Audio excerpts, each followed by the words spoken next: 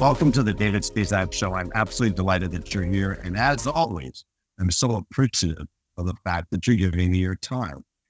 You know that I endeavor every single week to deliver great value. This week is no different. I'm so pleased and honored to have on our show today, Frank Knox. Frank is the guy that you're going to want to listen to because Frank happens to be talking about something. We're going to be sharing some things today.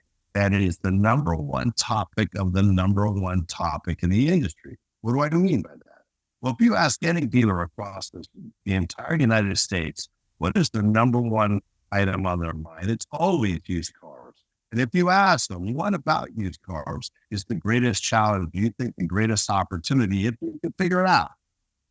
Every time they'll talk about procurement or acquisition, inventory. How do I find it? Where do I get it?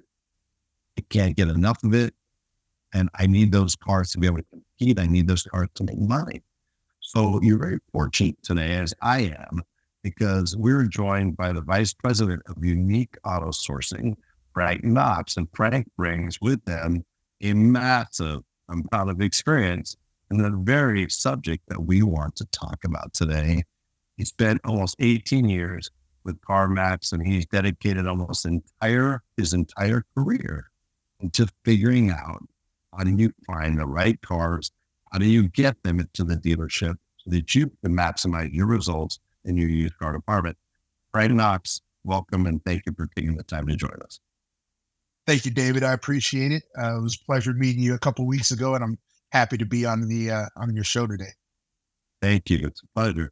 Yeah, it was a pleasure to meet you at that time. It was at Used Car Palooza, which was Jason Rice's event, which took place at the Great Cars Commerce headquarters in Chicago. Absolutely beautiful headquarters for Cars Commerce, AccuTrade, Dealer Inspire, and all those other great solutions that are part of the Cars Commerce platform. And hats off, by the way, to Alex Vetter, Brian Kramer, for, first of all, Alex, for making it possible for Jason to have his event there for this the third year in a row, and for Brian, Jason, and everybody else who was part of making that event happen. So it was awesome meeting you.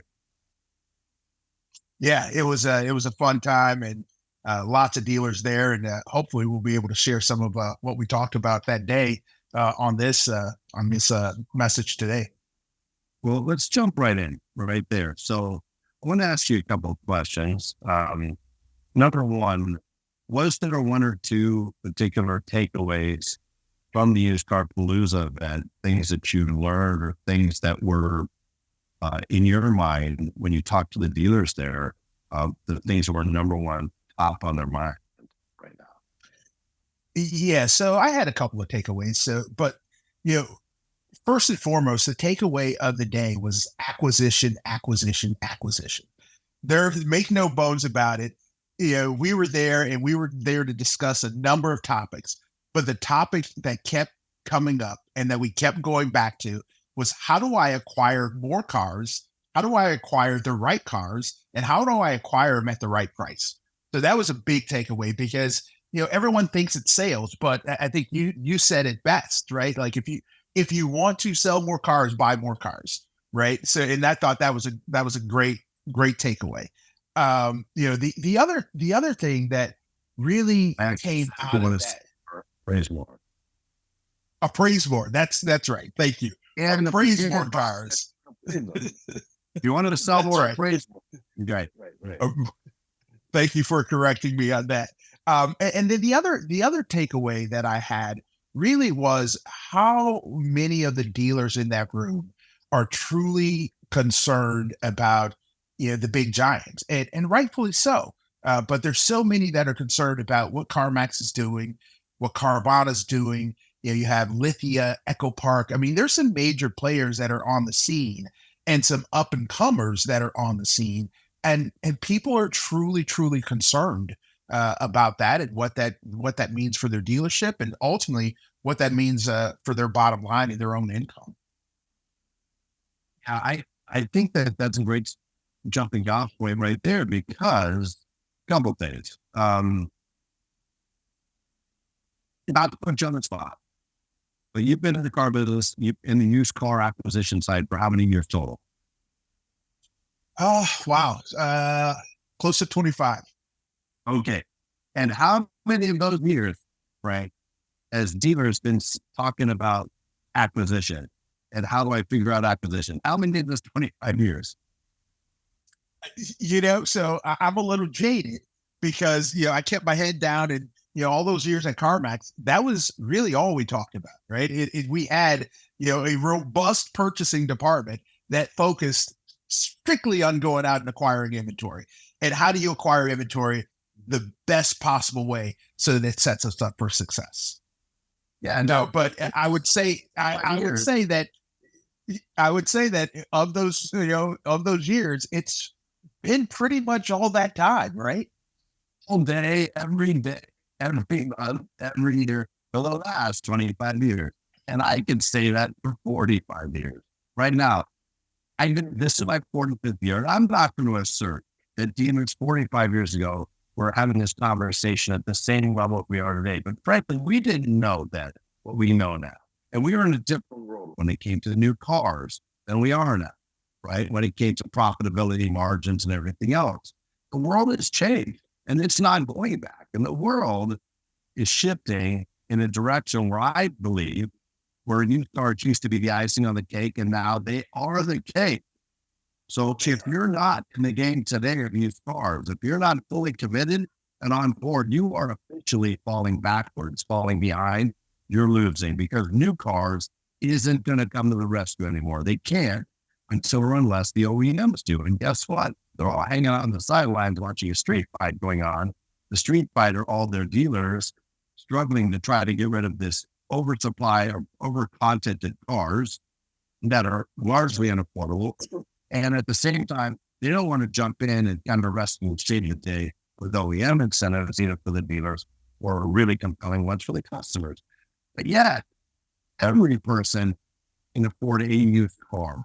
You can't say that about new cars. So things have shifted, Frank.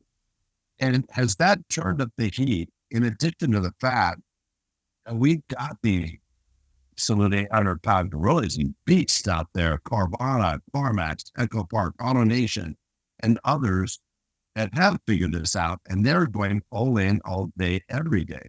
Does that change the trade?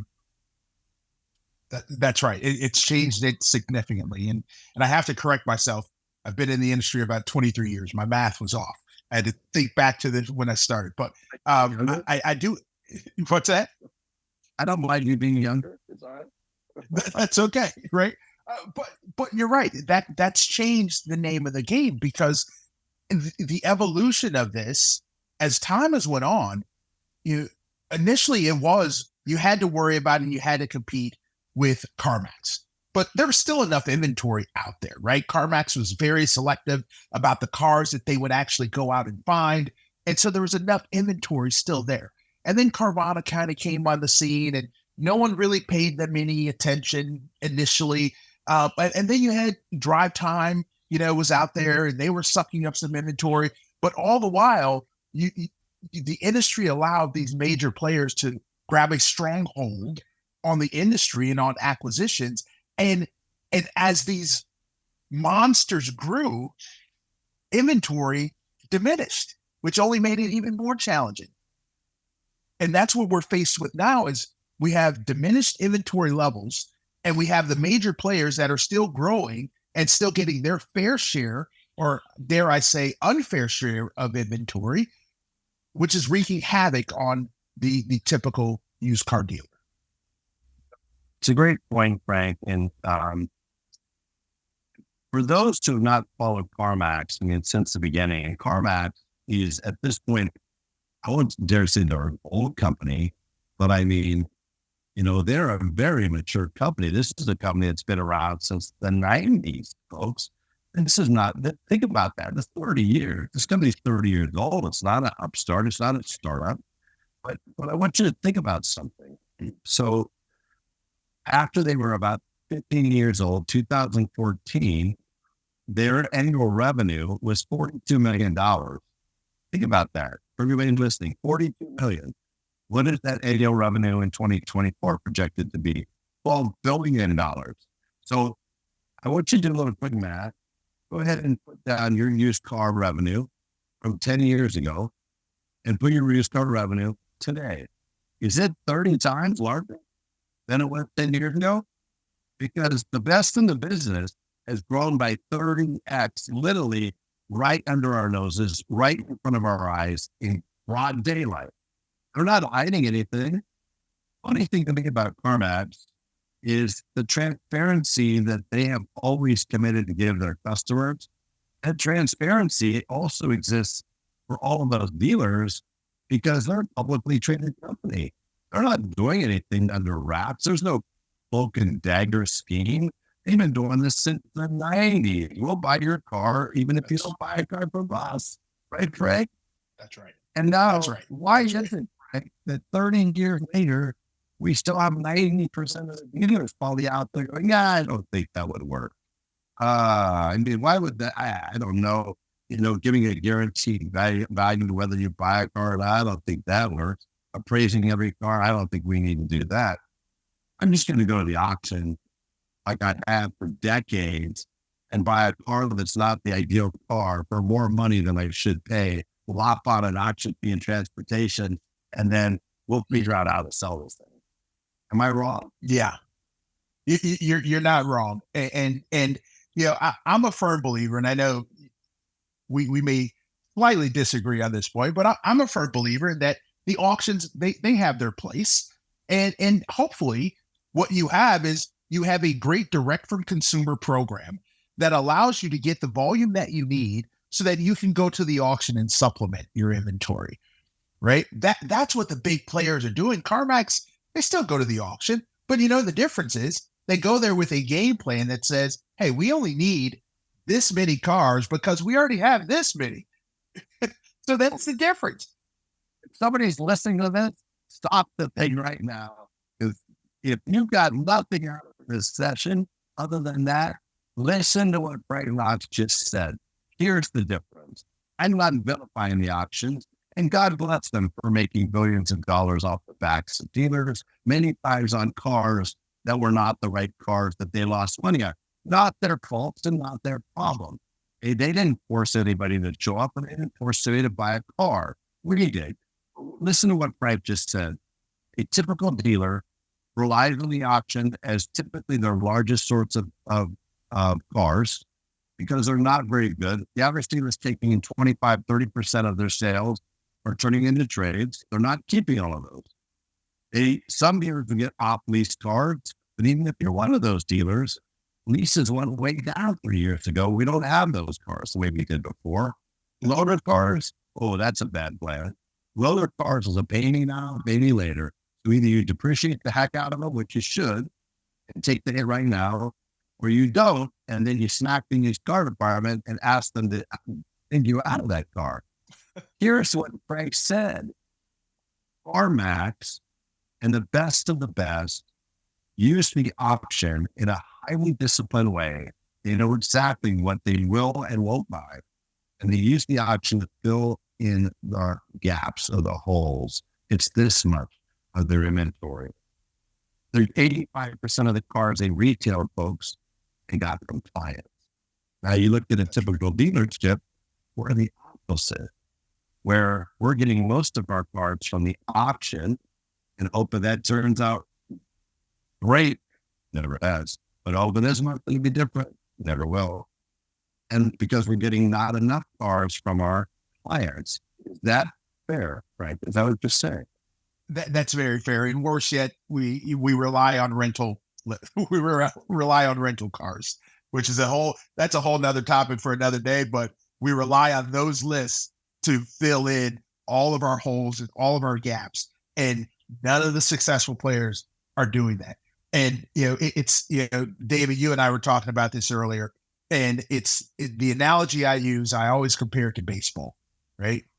That analogy with baseball is this, that I am a baseball fanatic, but baseball got really good when data and analytics were introduced and people started to buy in to what was being sold. Right now we have a buy-in problem, and there needs to be a paradigm shift in the industry. We won't buy in to what the big players are doing, no matter how good their success is. It's easier to sit back and say, well, you know what? Those guys are crazy. Well, CarMax has been around over 30 years and not crazy. I assure you. Carvana, they're cheating. Well, it's hard to cheat when you're reporting everything publicly. So that's not happening. But now you have Echo Park, AutoNation, Lithia that are adopting some of the same principles that CarMax introduced. Why is that? Because they're seeing that CarMax and that 10-year, from 2014 to 24 to 2024 grew their revenue 30x. Well, if CarMax can do it, the other big players are now saying, well, we can do it too. The question is, when does the paradigm shift happen in the industry so that the franchise dealer can do it, right? No, Frank, one of the things you also mentioned at the time is how astounding it is. The lag from the time somebody breaks out of the box. You always hear that term, right? To break out of the box. The box being conventional thinking. And conventional thinking gets conventional results. And if you want breakthrough results, you have to have breakthrough thinking. You got to break out of the box. Well, to your point, Billy Beane is largely noted or credited for introducing the current level of analytics to baseball, right? And the Oakland A's, who were a mighty franchise in the 80s, all of a sudden struggled in the 90s because wins started getting correlated with payroll. And they were in one of the smallest TV markets in Oakland. They couldn't attract 10,000, 12,000 fans to save their life. How do we compete? So Billy Beane starts taking it on analytics. And I'll be darned if all of a sudden the lowest payroll in baseball is standing right there in the playoffs every year with the highest payroll, the Dodgers, the Red Sox, the Yankees. And yet, it took how long for people to go, maybe we should take a look at that? How long did it take, right?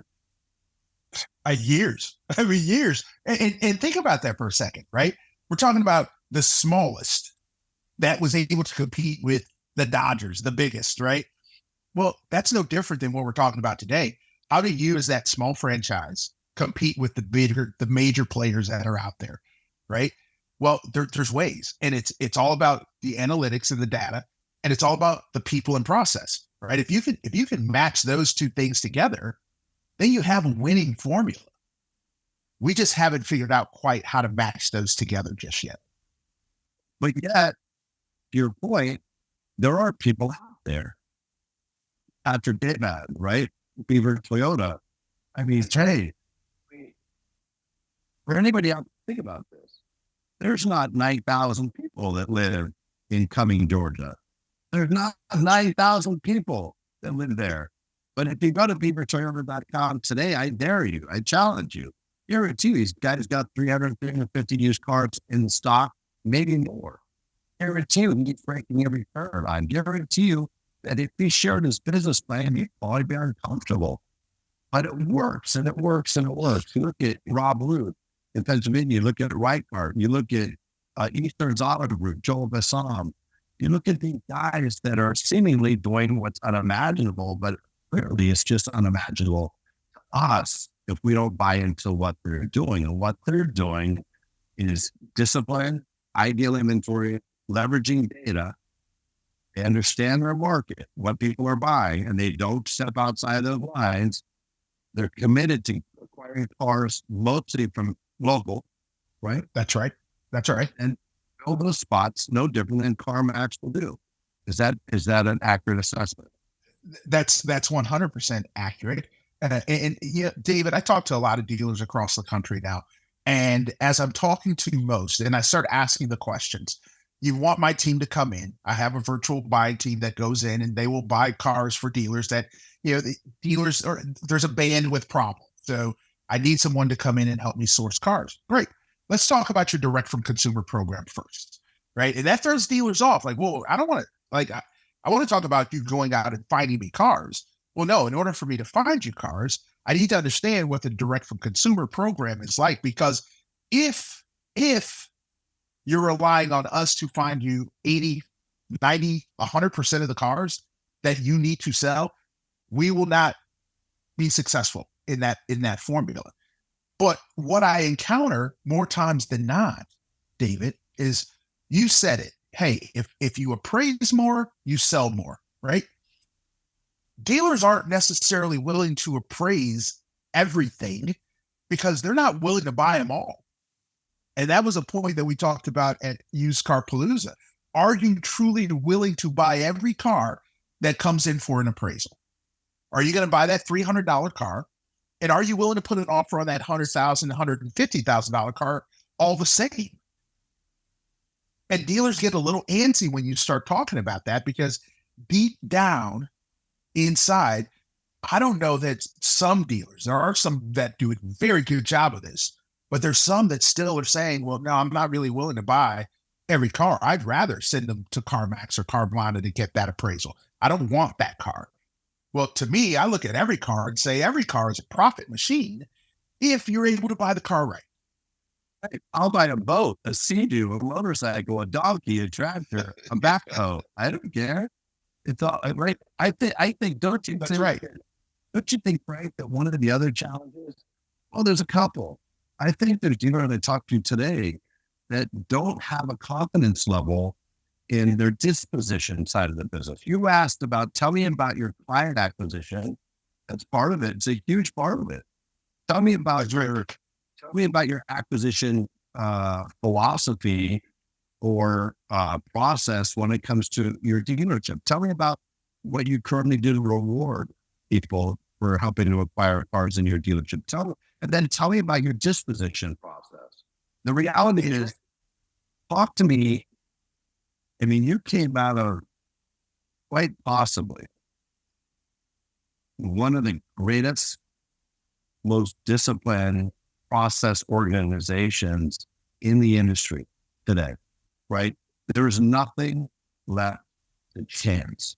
Nobody I always use the old original American Idol. You know, I think it had Simon Cowell and Randy, I remember Randy's last name, and then with Paul Abdul. And Simon would just tell you, yeah, bro, do you have any other skills that you can't sing? Your parents are lying to you, right? He just told me the truth. Randy was also, Randy was like, dog, I mean, you tried to make it wrong. And then Paul would be all love me. Hey, I think you made it. You're like, listen, nobody asked you in CarMax you to make it wrong. Here's the process. Here's the player one to play. It works. That's process data-centric company, the greatest. But that, when you look at a typical store, I see them largely devoid of process to this day, right? I mean, you start no process for acquisition, no process for merchandising, no process for pricing, no process for recon, no process for disposition. When you put any or all of those together, I can understand why it makes a dealer uncomfortable to step into me buying everything. You agree?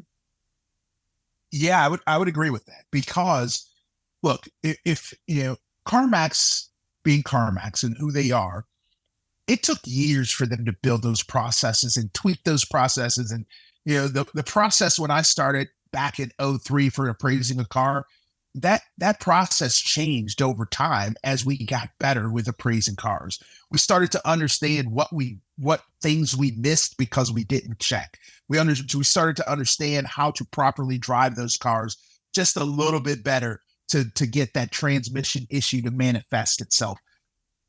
So yes, you're right in that if there are no processes, then yeah, you're probably a little gun shy when it comes to buying every single car because you ultimately don't know what you're getting. You have no idea what you're truly buying because you don't know if the guy who went out there truly did a walk around on the car. You don't know if he touched every tire to check the tread depth. You don't know if he drove the car and did the bump stops to test the transmission. You don't know if he plugged the OBD2 scanner in and checked the codes on the car. I mean, these are all things that cost dealers money, but because there's no process saying, hey, every single person in the organization from top to bottom will appraise the car the exact same way. Because there's no process, ultimately, dealers get really concerned about that. I will tell you, and even with my buyers that buy cars at auction now, they use some of those same processes that they learned over time, whether it was at CarMax or when we were all together at Off Lease Only, whether it was at, learning things from working at the auction, some of them, they use those processes still to this day to be effective in what it is that they do. All right. Unfortunately, and I'll finish this point. So unfortunately, what I see when I talk to dealers is when I ask questions about, well, how do you acquire cars right now, whether it's appraisal lane or offsite, or what do you look at? Well, there's any number of data points that they're pulling out. Well, do you look at that on every single car? Well, no, not on every one of them, but on some of these and on these and on this, I have a different process. No, the process is the process, no matter what the car is. So you're right. It's a little bit disjointed when we talk about processes in the stores. So I'm going to ask you some questions, right? It's the political season, right? We've got a presidential election coming up. Won't get into the candidates. Personally, I'm an independent. I think it's just madness compared to 10, 20 years ago when we used to have real Republicans and real Democrats and people actually came across the aisle, I don't know, to work for the country and the people that live here, not super PACs and lobbyists. But that being as it may, we have this political season, and so there is. If you're a politician, you're going to have some kind of an agenda, right? That's important to you. You're going to have things you stand for, things you believe in. I think it's important for people to benefit from the things that you've learned that you now have come to believe in as being actually important, critical to any Brady's car department. So can I ask you some questions? Sure. In a perfect world, what percentage of cars should get appraised? In a perfect world. 100% of it. All right. So 100%. Very interesting. Carvana, if you go to their website, they appraise 100%. They don't say if depending on your equity, your credit score, you're looking at least buy the finance. No. Give them a car, put in your VIN, put in your license number, choose one, take 5 minutes, bam, here's a number. Okay. Of the appraisals that they're doing online, CarMax or Carvana, what percentage are done by humans versus technology, right? I'm going to say probably about 20%, if that. So most of them are technology driven. All of them have technology fused through them. None of those are being done without technology taking the lead. True? That's true. And I say 20% because depending on what the customer says. So if I say, hey, my car's been in multiple accidents, or if I have some sort of exotic car and the algorithm isn't working on that car, that's where there's that human element that gets involved and the two get married together and create that synergy. For the 80% of people that are out there, it's technology, right? That's right. Technology doesn't get emotional. Technology doesn't try to value the car in the context of another deal they're working. The value of the car is the value of the car. Is that a fair statement? Yes or no? That is 100% a fair statement. Yeah. Too many dealers out there I see are still married to the ideal that you have 60 days to turn a car. I struggle with this, right? Because saying that I have 16 days once I get a car is saying I only have 6 times I could spend that capital in a year, right? 2 months times 6, 12 months. Unless you're really, really good, well, I'm talking Olympic good, you're not going to come out on a deal the way you hope to, first of all. But second of all, the big problem I have with it is I would assert that most used car managers, people appraising in a store, are appraising using that as their baseline. In other words, it's August 26th. I'm looking at your car, Frank. There's a book change in September. There's a book change in October. I'm going to add this car for 60 days. I'm going to hit it for 25 minus the book change, minus the book change, minus the recon. mind you, probably hitting you for more recon than your service department's hitting you, which you're already not happy about, but you're hitting the customer harder. And all of a sudden, you're in no position to take in that car. That's Meanwhile, a car in 15 or 30 days doesn't have to do that. And they're going to demolish you because they're hitting it for the true market value. Is that true? Yes or no? That is true. It's true. You speak no lies there. And think about this, David. So, I just moved back from Florida back to Chicago. And, in Chicago, we learned, really quickly, early on in my career, seasonality is the killer for so many pieces of inventory, right? So think about that dealer who's saying, hey, I got 60 days to turn a car, and that's all they're thinking about, right? I know that there's dealers out there that absolutely consider seasonality, but equally there's some that they're looking at a 60-day turn. And so they took in a sports car at the beginning of August. Well, if they're looking at a 60-day turn, come Labor Day, that car is done in Chicago. Like if it's a sports car, it's done. So now what are you doing with that car? So those are just examples that we have to be thinking through on a regular basis to make sure that, hey, our team that's appraising that car, right? Like I don't really like the idea of a 60-day turn. I get it. I came from, CarMax. I came from, off lease only, big box mega players that, it took us longer to turn cars because of the sheer volume that we had. But smaller franchise dealers, why you're looking to hold that inventory for that long? It's tough for me to process that as well, to be honest with you. Okay. So if I'm going to be a dealer today, well, does disposition matter? Before I move on, does disposition matter? What's your philosophy? I have a car that doesn't work. First of all, is there ever a situation in your mind that you're taking a car today and I should be getting a hit figure or 3 hit figures and making that car go away today or tomorrow? I don't even take a run at it. Do you buy into that?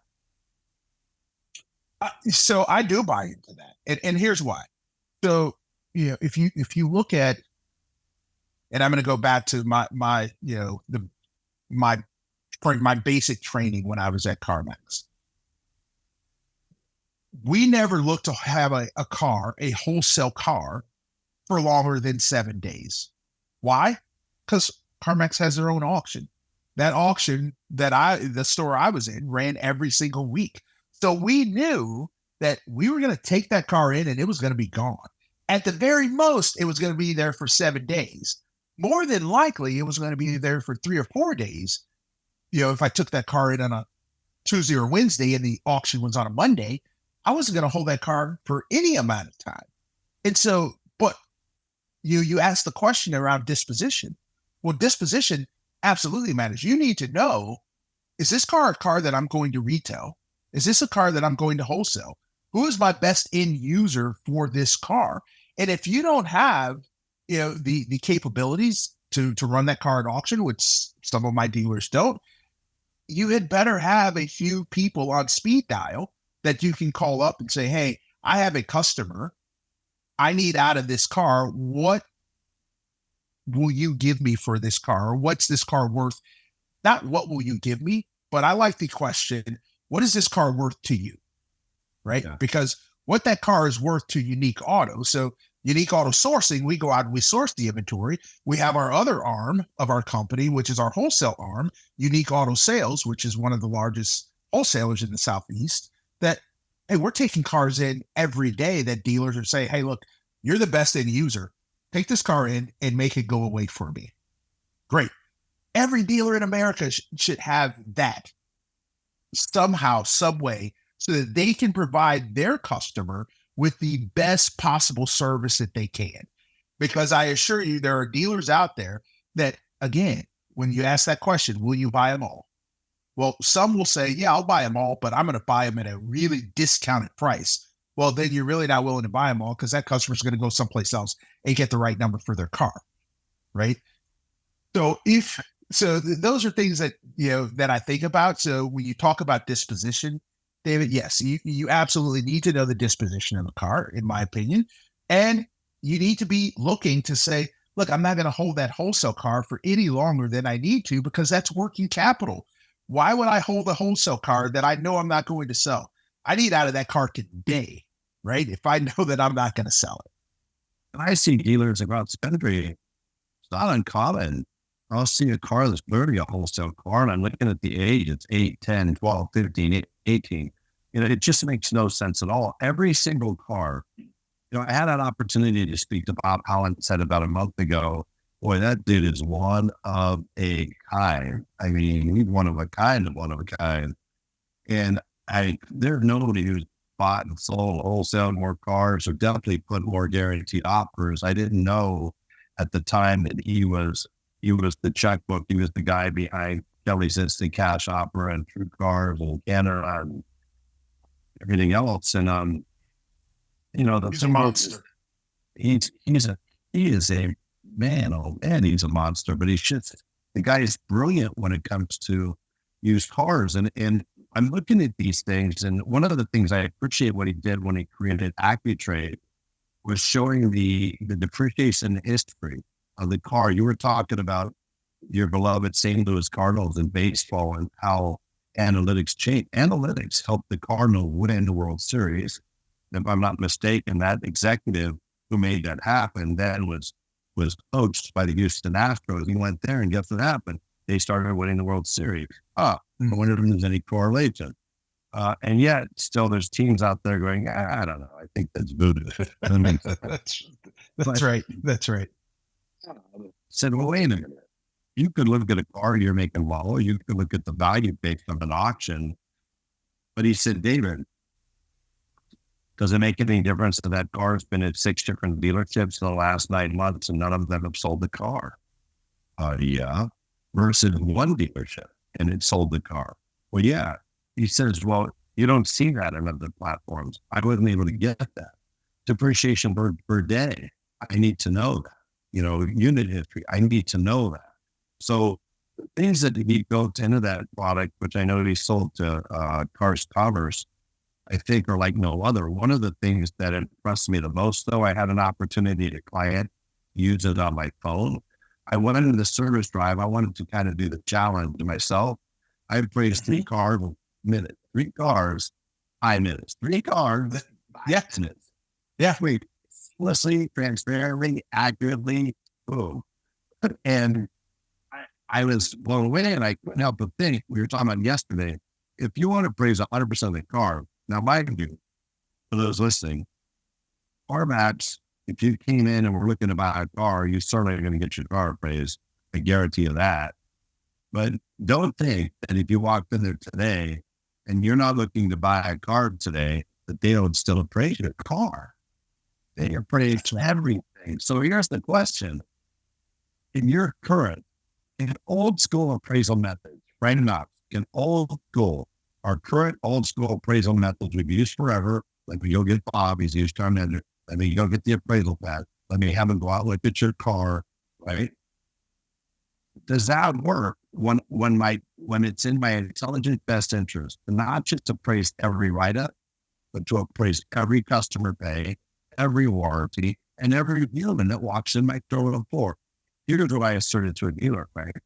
I said, if you appraised 80% of every person that walked in your showroom, every person that came in your service drive, would you ever need to buy an auction car again? He said, no, I'd be overloaded. I said, let's do that.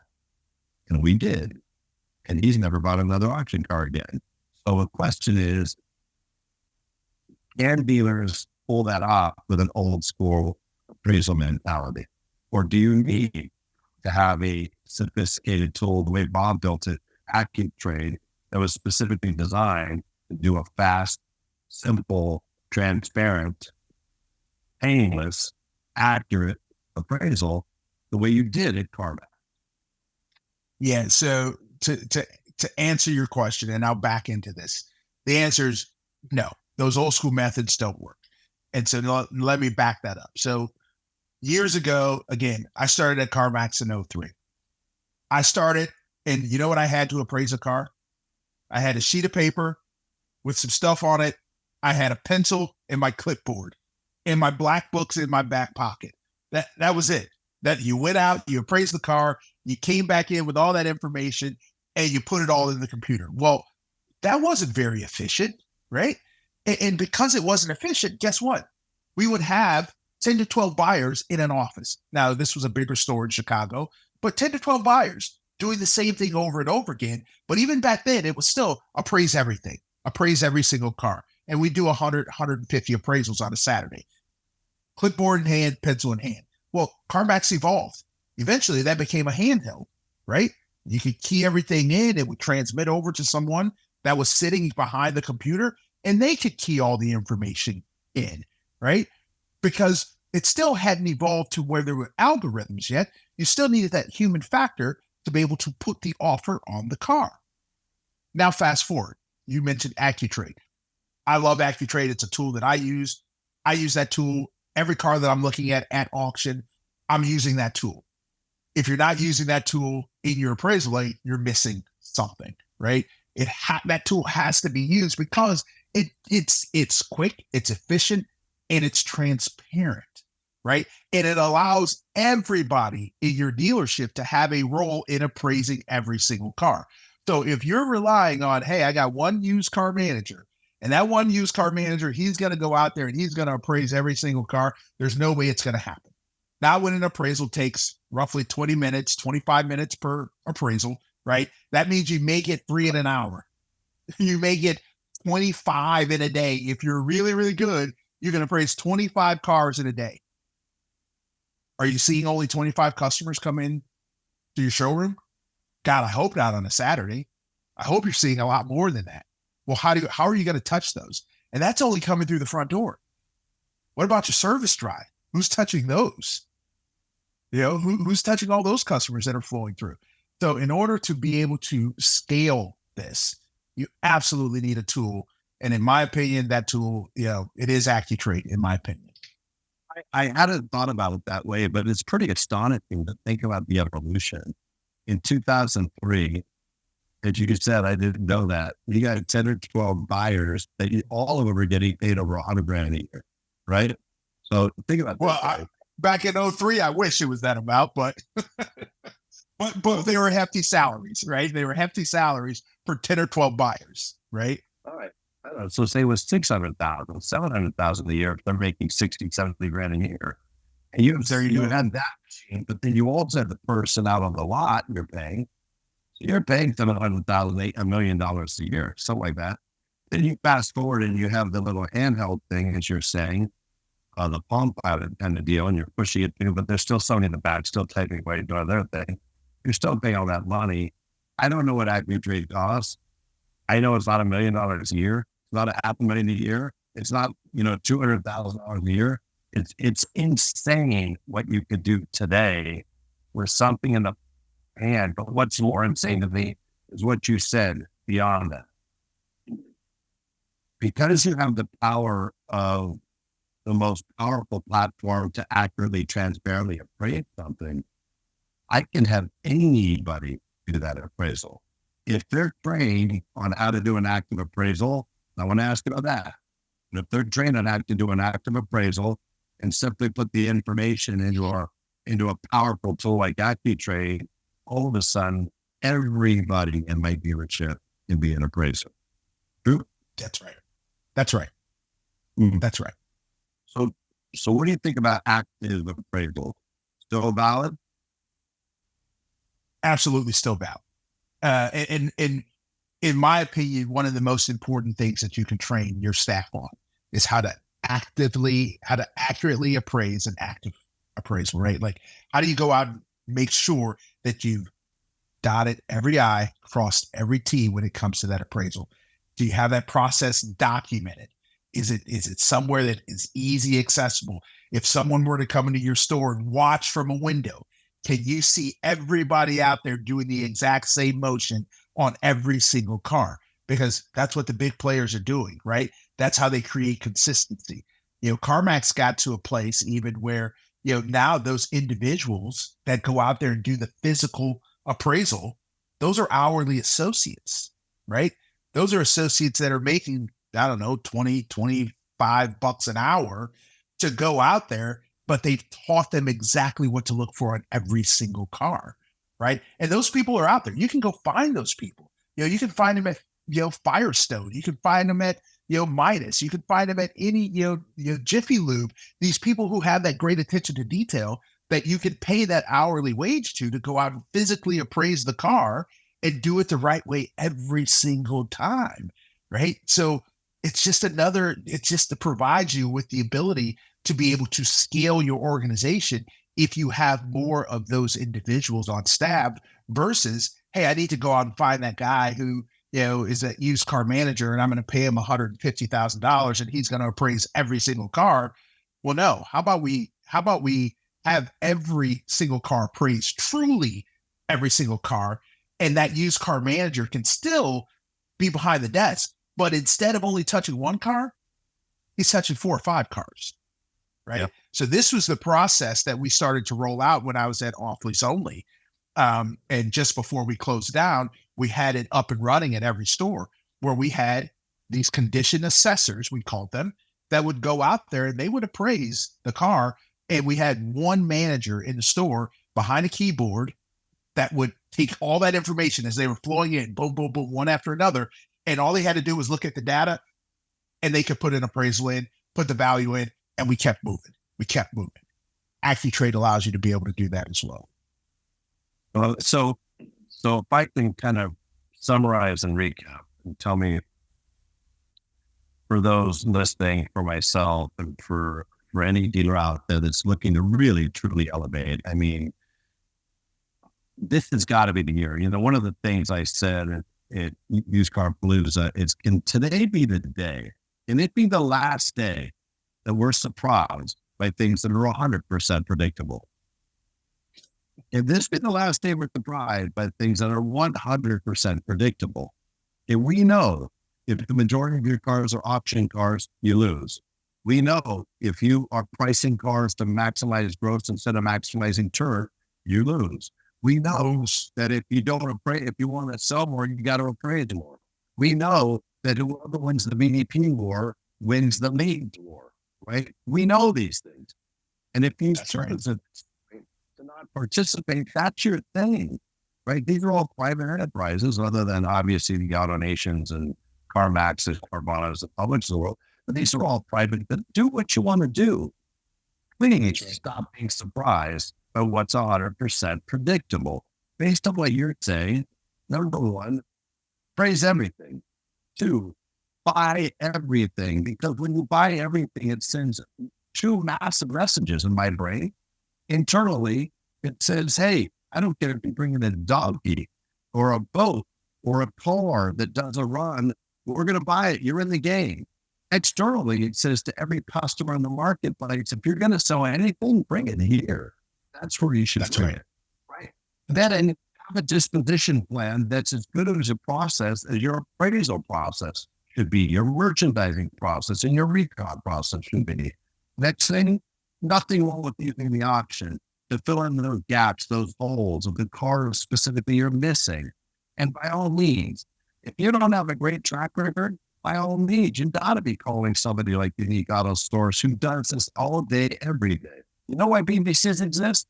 And we couldn't get salespeople to do what every salesperson should do. And same reason why you exist is that if I don't have a solution, I need to find a solution that renders a better outcome than we've been able to figure out on our own. Maybe someday we will figure it out.